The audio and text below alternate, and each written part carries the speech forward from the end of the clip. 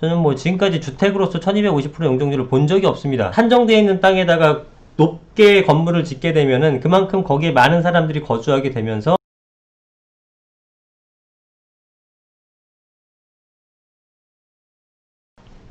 네, 안녕하세요. 이승우 소장입니다. 최근에 이제 공급에 대한 얘기가 계속 나오고 있는데요. 공급을 이제 그린벨트를 푼다, 뭐 만다, 뭐 여러 가지 얘기가 있었는데 여의치 않다 보니까 용적률을 왕창 올리는 슈퍼 용적률을 적용할 걸로 예상이 됩니다. 거의 확실해 보이는데요. 슈퍼 용적률을 적용할 수 있는 것들 중에서는 서울 사대문안이 좀 더 유력하게 얘기가 되고 있고요. 역세권 쪽이나 준주거지 상업지 쪽에서는 이제 팍팍 가격이 오를 것처럼 느껴집니다. 땅값이요. 자, 보시게 되면은 서울시가 사대문 안쪽의 지역에 특별히 관심을 갖고 주택 공급하려는 이유는 직주 근접 수요가 많기 때문이다. 여러분 당연하겠죠. 서울이 다른 지역보다 더 집값이 오르는 거는 그만큼 직장이 많기 때문입니다. 여러분들 당연하겠지만 직장 다니면 여러분 아이들 학교도 마찬가지죠. 학교 근처에 있는 집을 선호하게 되잖아요. 직장인들도 마찬가지죠. 직장 근처에 있는 집을 선호하게 됩니다. 이런 수요가 다 대부분이다 보니까 직주 근접성이 뛰어난 강남이라든가 내지는 도심권에 있는 것들은 굉장히 주택 수요가 많은 거죠. 그러니까 그만큼 주택 공급을 많이 해줘야 되기 때문에 용적률을 팍팍 올리는 모습이다. 야, 용적률 1250% 요즘 보신 적 있습니까? 저는 뭐 지금까지 주택으로서 1250% 용적률을 본 적이 없습니다. 실제로 사례가 전혀 없겠죠. 여의도에 있는 주상복합 같은 게 900%가 조금 넘는데 뭐 그런 정도가 최고가 아닐까. 뭐 타워팰리스 이런 것도 있겠네요. 뭐 그런 부분 외에는 거의 뭐 이 네 자릿수 퍼센트의 용적률을 주택에 적용한다는 것은 거의 있을 수가 없는 일이죠. 자, 그래서 어쨌든 뭐 공급을 해야 되는데 뭐 그린벨트도 안 풀고 여러 가지 공급이 좀 부족할 것 같다 보니까 용적률을 푸는 정책을 했는데요. 이게 어떻게 보면은 좀 부작용이 뭐냐면은 당연히 한정되어 있는 땅에다가 높게 건물을 짓게 되면은 그만큼 거기에 많은 사람들이 거주하게 되면서 그 주변 일대에 어떤 교통 불편이 가장 먼저 눈에 띕니다. 그죠? 안 그래도 사대문 안에 얼마나 복잡합니까? 그런데 거기에 더 많은 거주자들이 살게 되게 되면 뭐 쾌적성이라든가 이런 것들은 당연하거니와 그런 게 불편해지는 건 당연하거니와 뭐 인프라 같은 것은 그렇다고 쳐요. 그러나 교통에 대한 혼잡도는 훨씬 더 증가할 것이다 라고 생각이 듭니다. 그렇기 때문에 용적률을 부분을 조정을 하고 뭐 미관지구를 만들고 고도지구를 만들고 하는 건데 지금 그런 걸 다 무시하는 어떤 행동들인 겁니다. 왜냐하면 공급이 지금 급하니까. 예, 그래서 그러니까 사실 근본적인 치유책은 재개발 재건 조금 풀고 어떤 비합리적인 비정상적인 세제 혜택을 좀 풀어주게 되면서 시장에서 공급이 원활하게 일어나야 되는데 그게 지금 안 하고 있잖아요. 그죠? 고집을 피우고 있잖아요. 그러다 보니까 공급은 안 되고 공급을 정부가 자체적으로 해야 되는데 서울시에서 그린벨트 안 푼다 그러고 그러니까 할 수 있는 건 뭐겠습니까? 공공기관 같은 것들 뭐 다 부신 다음에 주택으로 지어. 그 다음에 주택으로 지을 수 있는 것들 용적률 왕창 올려서 주택으로 지어. 이거밖에 안 되는 거죠. 그러니까 서울에 실질적으로 필요한 어떤 상업시설이라든가 공공인프라시설 같은 것들이 더 충족돼야지만 삶의 질적인 면이 상승하는 건데 그런 건 무시해버리고 지금 주택 공급하는 거에 숫자에만 좀 연연하고 있는 겁니다. 왜? 시장에서 공급이 안 되니까. 그러니까 굉장히 시장을 왜곡하는 현상입니다. 아니 용산 정비창 부지도 원래 상가 부지였고요. 그 다음에 DMC 부지 같은 것도 지금 는다고 그러죠. 거기도 랜드마크 빌딩이 들어갈 예정이었고 송동구치소 부지도 마찬가지였고 대부분의 부지가 어떤 주민 편의시설로 우리 서울 시민들이라든가 뭐 전체적으로 국민들이 이용할 수 있는 그런 공공시설들이 들어와야 되는 건데 그런 걸 오히려 부시면서 지금 전부 다 주택으로 넣고 있는 겁니다. 세택 같은 것도 전시장 얼마나 저도 자주 가보지만 좋습니까? 많이 이용할 수 있잖아요. 근데 그걸 부시고 또 주택 짓는다 그러니까 거기다가 또 7천 가구를 짓는다고 합니다. 그러니까 서울시에서 제동을 걸었습니다. 도대체 뭐 하는 거냐? 여기 지금 잘 운영되고 있는데 이걸 부시고 주택을 왜 짓냐? 강력하게 반발하니까 거기는 빠졌다고 합니다. 뭐 이런 식이에요 지금. 그래서 주택을 공급할 수가 없다 보니까 그냥 우후죽순 넣고 있는 겁니다. 여러분들 이게 좋습니까?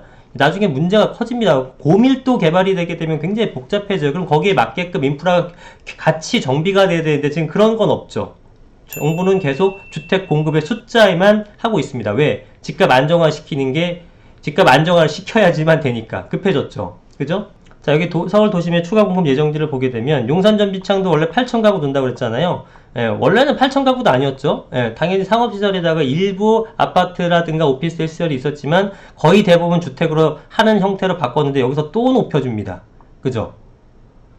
길게 생각을 해보시라고. 여기다 주택 넣을 때가 아니에요. 그렇잖아요. 그런데 주택을 넣었는데 여기다가 8천에서 2,500가구나 더 늘렸다 그러면 용적률도 엄청나게 상향시켜 준 거죠. 그 다음에 DMC, 여기도 이제 랜드마크 들어간다고 했는데, 여기도 5천에서 8천 가구 정도를 또 주택을 넣는다. 4대문 안에도 용적률 높여서 또 주택을 넣는다. 다 이런 식으로 하고 있다라는 겁니다. 네, 테른골프장 부지 계속 얘기 나왔던 거고, 등등등 이런 식으로 해서 공급을 하겠다. 서울시 소유의 핵심 중 핵심으로 불리는 노른자 땅도 주택으로 바꿀 전망이다. 그죠? DMC도 2000년대 뭐 중반서부터 사실은 얘기 나왔었던 땅이라 거기다가 이제 어떻게 조감도 같은 거 많이 보셨을 거예요. 근데 뭐 우리 글로벌 금융위기 맞고 여러 가지 어떤 상황이 안 좋아지면서 지금까지 나대지로 남아있는 상태인데 여기도 결국은 또 주택을 두네요. 하여튼 빈 땅이 있으면 전부 다 주택으로 넣고 있는 지금 정부의 모습입니다. 예. 비정상적인 거예요. 시장에서 그 서로 간에 사고 팔면서 공급이 돼줘야 되는데 그걸 막아버리니까 인위적으로 공급을 해줘야 되고 인위적으로 공급할 땅이 없기 때문에 놀 수 있는 모든 거에 대해서 공급만 누는 이런 정책을 시행하고 있다라는 거죠. 그러면 그렇습니다. 네. 그래서 최종적인 공급은 지금 현재 최소 4만에서 5만 가구 정도로 추가 공급될 예정이라고 해요. 자, 지금 서울이 이제 그 용적률을 높여주게 되면서 그 컴팩트 시티화 되고 있는 거죠. 그 도심의 집중 개발을 하는 건데, 이거는 사실은 뭐, 어느 나라든 마찬가지가 됩니다. 세계 유수의 경제 도시에서도 다 높은 빌딩들이 많은 것을 볼 수가 있겠죠. 또 그런 지역에서는 당연히 수요가 많기 때문에 가격이 오르는 모습을 보입니다.